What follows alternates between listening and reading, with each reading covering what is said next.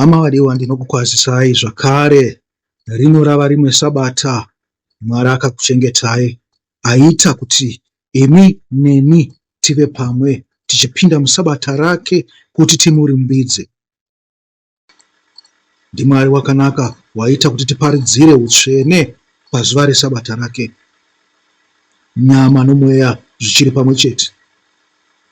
Ndinokutendai hama dzangu nokupinda mumasabata. Ndinokutendai hama dzangu nokurangarira kuti isabata raMwari. Harizi redu, dai rakanga riri redu tichingoita zvatinoda nekuti tinenge tiri pazororo. Asi zvariri raMwari, tinosungwa nemurayiro yake kuti tiite zvaanenge achida iye. Ndinokukwazisai. Nhasi uno nyaya yatiri kuverenga iri kubva pana Genesis 29. Nyaya yatiri kutaura pamusoro payo inonzi Jakobho kwaRabhani. Jakobho ndiye akanga ari muzodziwa wakabuda paimba yaIsaka, wokuti maropafadzo akanga aiswa naMwari pana Abhurahama akaenda pana Isaka akazopedzisira ava paari. Nyangwe zvinhu izvi akanga aita nokubira. Handisi kuti imi ibai maropafadzo avamwe, kwete. Mwari ngaakupei nekuda kwake, nekuti maropafadzo akaiswa pana Jakobho nokuda kwokubira, he has been a curse to imba yaJakobho. Maropafadzo aya zvisinei akanga ari pana Jakobho. Jakobho nguva yokuziva kuti aiwa mukoma wake arida kumuuraya pamusoro pezvaakanga aita zvakaipa izvi, nokuti wakanga wazvidza baba vake, wakanga wanyengera baba vake, wakazvidzawo nemukoma wake. Amai vake vakamubatsira kuti azvidze baba vake. Baba vake vakanga vari muprofita. Nyaya yacho yakanga yakanyangara. Kwakanga kusiri kuda kwaJakobho, asi amai vake ndivo vakamusunda kuti zvinhu izvi zviitike. Hoyo Jakobho wakatiza akaenda kunyika yaRabhani.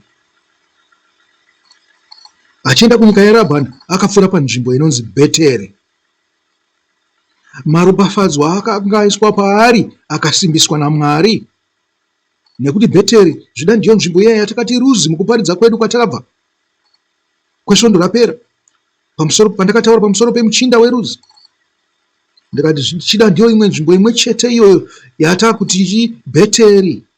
Pakaonekwa naJakobho ndiro zichikwira nekuburuka, akati ino ndiyo imba yaMwari. Jakobho wakabva ipapo ane simba akaenda kunyika yani yaRabhani. Yatitange tapinda mukuverenga ndisati ndapinda mukutaura zvandoda kutaura nhasi. Genesis 29 verse 1 to 13. Jakobho panyika yaRabhani. Jakobho akasimukapo akaenda kunyika yavanhu vamabvazuva. Akatarira akaona tsime kusango namapoka matatu amakwai avete pasi pariri, nokuti vainwisa mapoka avo patsime irero. Pamuromo wetsime irero pakanga pane bwe guru. Ndipapo paiungana mapoka ose. Zvino vaikungurusa ibwe pamuromo wetsime, vakanwisa makwai avo vachidzoserazve ibwe pamuromo wetsime paugaro hwaro. Jakobho akati kwavari, hama dzangu mabvepiko?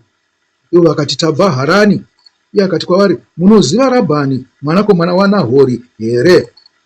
Vakati, tinomuziva. Akati kwavari, wakafara here? Ivo vakati, wakafara hake. Hoyo mwana wake sikana wake Rakeri mukunda wake wouya namakwai. Akati, tarirai achiri mumasikati makuru, nguva yokuunganidza zvipfuwo ichigere kusvika. Nwisai makwai mugondoafudza. Ivo vakati, hatingagoni kusvikira mapoka ose aunganidzwa pamwe chete. Ibwe rikakunguruswa pamuromo wetsime, ipapo tinonwisa makwai. Wakati achataura navo, Rakeri akasvika namakwai ababa vake, nokuti ndiye waiva mufudzi wavo kwawo. Zvino Jakobho wakati achiona Rakeri mukunda waRabhani, hanzvadzi yamai vake, Jakobho akaswedera akakungurusa ibwe pamuromo wetsime. akanwisa makwai aRabhani, hanzvadzi yamai vake. Jakobho akasvika Rakeri akachema kwazvo. Jakobho akabudza Rakeri kuti iye ihama yababa vake, mwanakomana waRebheka. Ipapo iye akamhanya akandovudza baba vake. Rabhani wakati anzwa mashoko aJakobho, mwanakomana wehanzvadzi yake, akamhanya kundosangana naye, akamubundikira, akamusveta, akamuisa kumba kwake. Iye akaudza Rabhani zvinhu izvi zvose. Amen. Ngatitangei nekuimba kamwe kambo kuti muzive zvandinoda kutaura pamusoro pazvo. Pane karimbo kanoti, Jesu ndiye dombo rokukwira kudenga, Jesu ndiye dombo rokukwira kudenga, Jesu ndiye dombo rokukwira kudenga, ndarwana dombo rokukwira kudenga, ndarwana dombo rokukwira kudenga, ndarwana dombo rokukwira kudenga. Kamwe karumbo kandiri kuda kuti muimbe kanonzi, ndaiwana hama yakanaka, ndaiwana hama ine rudo, ndaiwana hama yakanaka, ndaiwana hama ino rudo. Ndiyeyu Jesu wakanaka, wakandifira pamuchinjikwa. Ndiyeyu Jesu wakanaka, wakandifira pamuchinjikwa. Ndaiwana hama yakanaka, ndaiwana hama ine rudo, ndaiwana hama yakanaka, ndaiwana hama ine rudo. Amen. Kubva pakuimba kwandaitapa, muri kungoonawo kuti Rakeri neimba yababa vake vose, imba yaRabhani, yakawana hama ine rudo. Pakutaura kwandakaita pavhiki rapera, ndakataura pamusoro pemakereke maBhabhironi amunowanikwa muri nhasi uno aya, amunoti makereke, muchaadedza nemazita akasiyana siyana. Ndikati ini hazvikwanise kuti munhu aponeswa agare mukereke. Ini ndakakupai gore rinoita rimwe chete, nyange vadzidzi vakazvidzidza kwemakore 3. Ndakati kana wakaita gore rimwe chete uri mukereke, wakaita birthday rako rekuva mukereke imomo, kunzi wapedza gore rimwe chete, wosunga twako wobuda mukereke.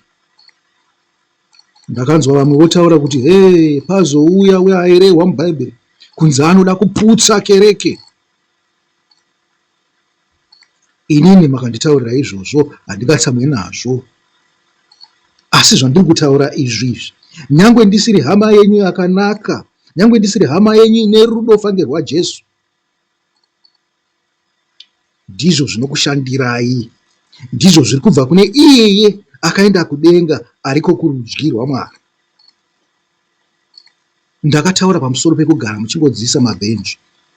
Ndakati makagara makadaro, Satani achauya achibva kunze achipinda mukereke. Pane kuti imi mubude muende munovamba dzimwe kereke kuti nharaunda inoopareta kana kuti inotambira Satani ive nduku. Iye achakudza umambo hwake, akashaya pokuramba achihukudzira, akasvika murimo mumakereke akapindamo. Ndakataurawo ndichiti ndosaka madhimoni achibudiswa mukereke. Kunototi munhu asvika anotoona kuti mukereke umu muna madhimoni. Muri kuzviona izvo? Kufamba kwakaita Jakobho achienda panyika yaRabhani, akandowana mukereke yaRabhani muna madhimoni. Madhimoni ndo akanga ari in charge of kereke, achitotaura kuti hatimwise makwai mvura kusvikira aungana ose. Nyika yose yaRabhani nemhuri yake navana vake vose nehama dzake dzose dzakanga dzakabatwa nedhimoni iroro dzichitoda kusunungurwa. Gore negore negore vakangobatwa vari mukereke iyo yekuti hatibuditse mvura. Hakuna makwai anomwa mvura kusvikira ose aungana. Hama dzangu, mungakwanise kuunganidza ose makwai apasi pano here mozovapa mvura? Ikereke ipi inokwanisa kuita izvozvo? Kutoenda kwamuri kuita vhiki nevhiki, gore negore, kumakereke amuri kuenda kuri kutorakidza kuti mukereke imomo hamuna mvura. Nekuti dai makagutiswa nemvura dzeupenyu makabuda mukereke imomo, dzinenge dzakutofashaira mvura dzeupenyu dzichibuda kubva pamuri. Zvino munongodzidza nekungodzidza. Ndimi makataurwa kuna Isaya, kuna muprofita Isaya,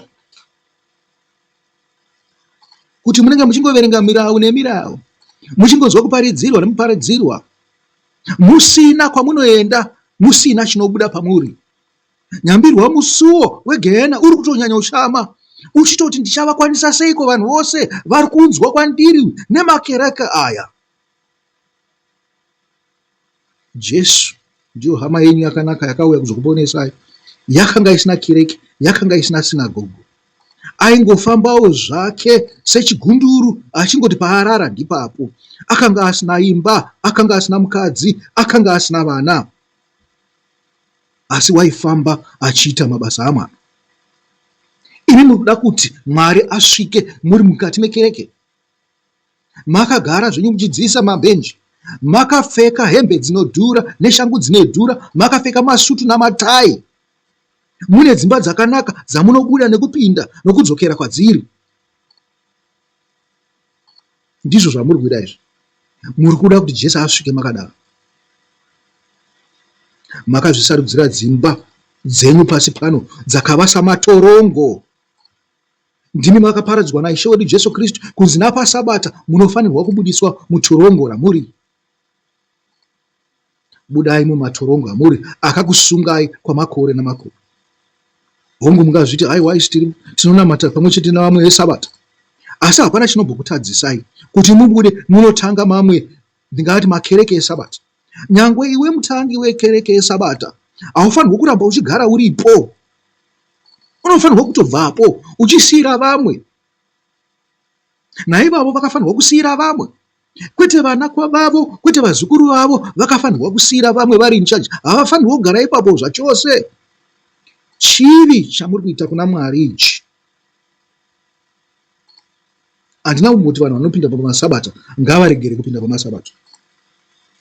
Handina kumboti masabata ose, makereke anozviti masabata ose ngaarege kupinda pasabata. Handina kumboti mamethodist ose anopinda nesande ngaaregere kupinda pasande. Asi ndiri kuti onai chitema chiri pamuri. Zvinotoda mumwe munhu auya kuti akusunungurei, akubudisei mutirongo iro. Ndiro shoko randakauya naro vhiki rapera. Imi makati aya ane dhimoni, atimude uyu, tinoda makereke edu tinogara muno. Muchangoramba mune makereke iwawo, nyangwe manotanga mamwe 20,000 kunze uko, munenge matosimbiswa. Ini ndimo mutemo wandiri kukupai. Ndiri kuti gore rimwe rakanaka kunge waziva zvose. Nokuti itai sevanhu vane nzara pamunenge muchipinda mumakereke enyu. Haikona kungopinda muchingonogara pazvibhenji muchingomirira kuti mufolowe program yekereke, moenda kudzimba dzenyu. Ivai vashumiri. Mwari anoda vashandi. Ahadi vanhu vanozvita madzimambo anenge akagara pamasofa nguva dzose vachingofidwa. Ivai vashumiri. Ndo zvandiri kutaura nhasi pamusoro paGenesis 29 verse 1 to 13. Kuti zvimwe zvinhu zvinotoda kuti vanhu vapone, zvimwe zvinhu zvinoda kuti vanhu vapone, zvinoda vatange varapwa pane chinhu chiri kuvasimbira. Ina handina kutanga kuparidza shoko iri nhasi. ndakariparidzirwawo naMwari noMweya Mutsvene pamusoro pokudya kwavane zviuru 4 navane zviuru 5. Makandionawo ini maitiro angu, handina kereke handinopinda. Hakuzi kuti handishaniyi nedzimwe kereke, hakuzi kuti handiinvhaitwa kune mamwe makereke, hakuzi kuti hakuna vanhu vanenge vasingadi kupinda neni, handingokwanisa chete kupinda navo. Chakatanga ndicho chakatanga. Hazvirevi kuti handivade, asi ndinokuudzai kuti ina handizi hama yenyu. Hama yenyu ndiani? NdiJesu Kristu, mwanakomana waMwari. Imi mese ndinokudai, asi handizi kwanise kukuponesai. Natongouyawo neshoko iri pamasabata nekuti rakataurwa navaprofita pana Isaiah 58 zvikanzi, endai munoshangira vari mumatorongo, bvisai joko riri pamafudzi avanhu, sunungurai vakasungwa. Imi makasungwa nezvakasungwa. Mumakereke umu ndichida kunyatsotaura pafeya, pachokwadi pana vakuru vemumakereke vari kubata izvi. Zvakangogara zvipo, musafunga kuti zvakatanga iko zvinezvi. Kubva kuvarungu kwese uko zvichiuya kusvikira rasvika kwatiri isusu, kereke isati yambosvika kwatiri tisati tabvaridzirwa nezvaJesu. Hakuzi kuti aisikaziva nezvaJesu, Jesu takatanga kumuziva varungu vasati vasvika. Hatidi kunyeperana ipapo. Ava ndo vakazouya nemakereke avo ana Anglican, Roman Dutch, vakatitora vakatita nhapwa dzemakereke. Chavaingofanirwa kuparadza chete ndiJesu, vachienda kwavanoenda kana kudzitodzokera kunyika kwavo. Asi vakaona nzira yekutita nhapwa mukati memakereke kuti vatidungamidze tiendeswe kuGehena.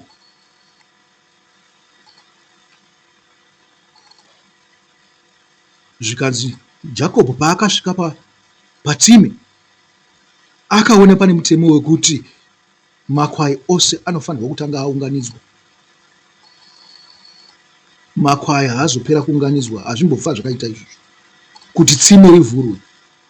Tsime ndo rinofanirwa kugara rakavhurika kuti wose ari kupfuura napo amwe mvura dzoupenyu, abva abuda aenda zvake kwaanoenda. Hapana munhu anofanirwa kugarira tsime akarivhara achiti aiwa mvura hadzingabude pano. Mweya unobva kuna Mwari, nyangwe nemvura yetsime inobva kuna Mwari, haizi yavanhu. Unogona kuti yako sei, haingavhurwe kusvikira nenguva dzakati. Vanhu vari mumakereke havazi nemunhu, ndevaMwari. Ngaparegedze kuwanikwa munhu anokubatai utapwa, nekuti pane shoko rakaparidzwa pamusoro penyu riri kuna Isaiah. Handei kuna Isaiah tinoverenga. Aiwa hama vadiwa, kwanhasi yatigomisirei pano. Tozounzwa muparidzi achitaura zvakare mangwana, achipedzisa chirongwa chaanoti Jakobho kwaRabhani. Muzoteerera zvakare mangwanani ndo paanenge achibudisa chirongwa ichi. Muve nesabata rakanaka, murare zvakanaka, tichisangana zvakare mangwana. Mwari ngaave nemi.